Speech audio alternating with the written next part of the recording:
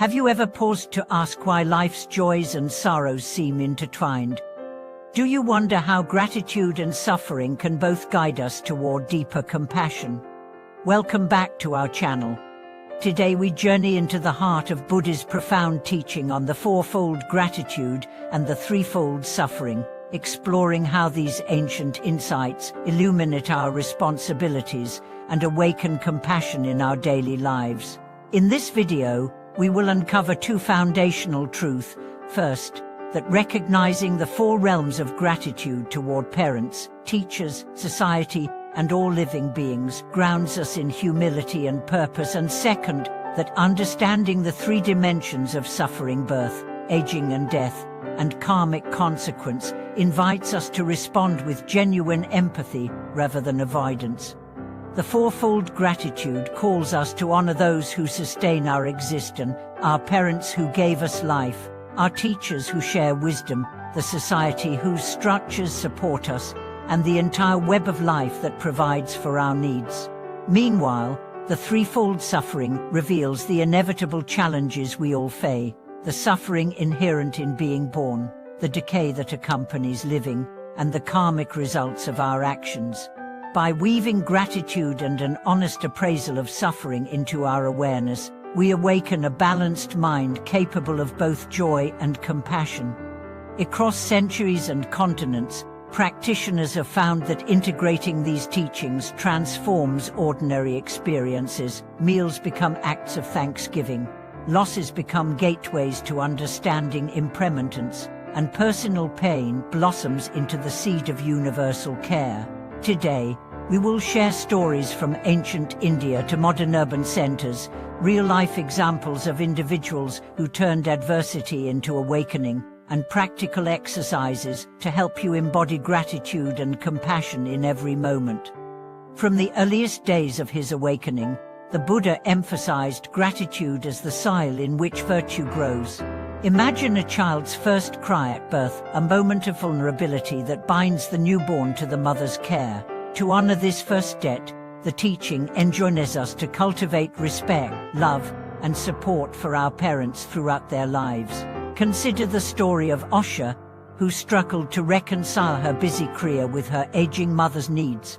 When her mother fell ill, Osha paused her relentless pace and spent each evening recounting childhood memories, offering gentle baths, and simply listening. In doing so, she discovered that gratitude is not merely an obligation, but a fountain of connection that nourishes both giver and receiver. Next comes gratitude toward teachers, the guides who illuminate our path. In medieval Tibet, a student named Lobsang renounced his comfortable village life to live under the austere yoke of a meditation master. Enduring hardships, he sometimes questioned the wisdom of his choice. Yet each time doubt arose, he remembered the master's patience, the stories of boundless compassion, and the moments of profound insight they shared. His perseverance deepened not from duty alone, but from heartfelt gratitude. Each teaching became a lantern guiding him through spiritual darkness. We then owe gratitude to society, the network of laws, artisans, and caregivers who sustain our daily life. In a small Brazilian town, community volunteers rebuilt homes after a flood, not for public praise, but out of a shared sense of interdependence. Each brick laid, each meal served, embodied gratitude for the invisible systems that uphold civilization: roads, clean water, education.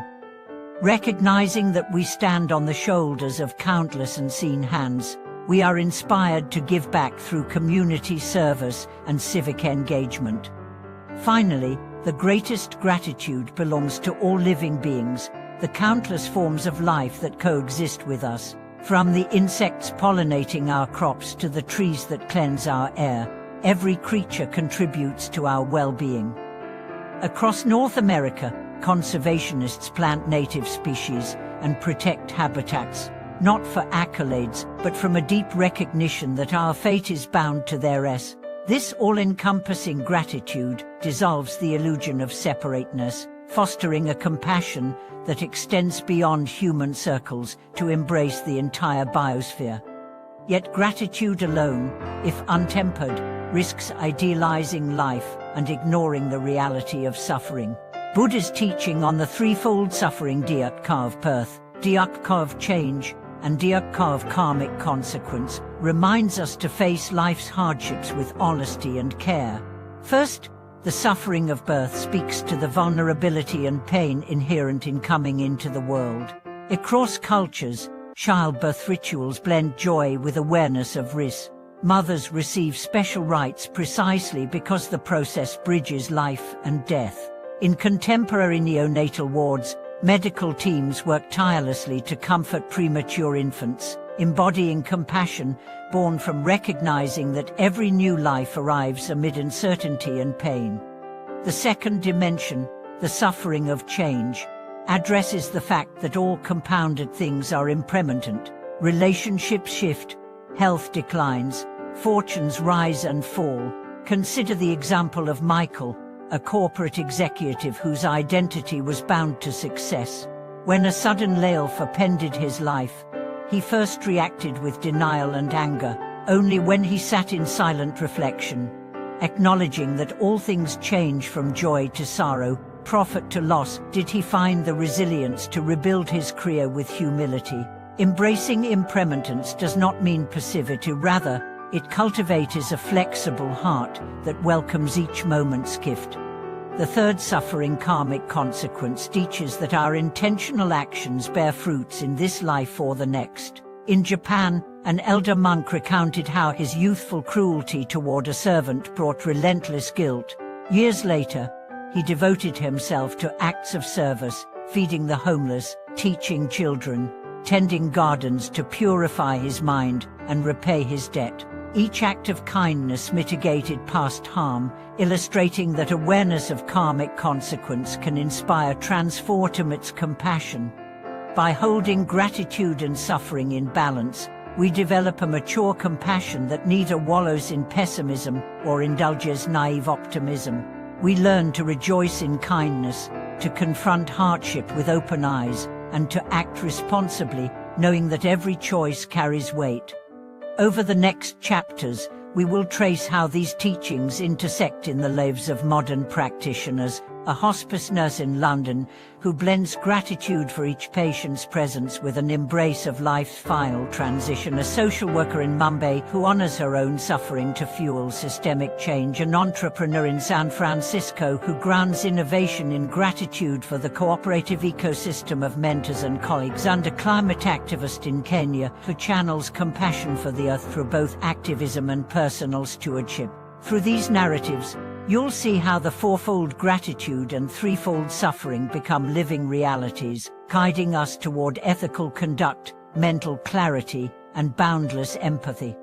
As we weave these stories together, pay attention to the practical reflections and simple exercises offer. Daily gratitude journaling that acknowledges all four realms, contemplation is on impermanence that soften our aversion to change, and mindful intention setting to align our actions with compassionate responsibility.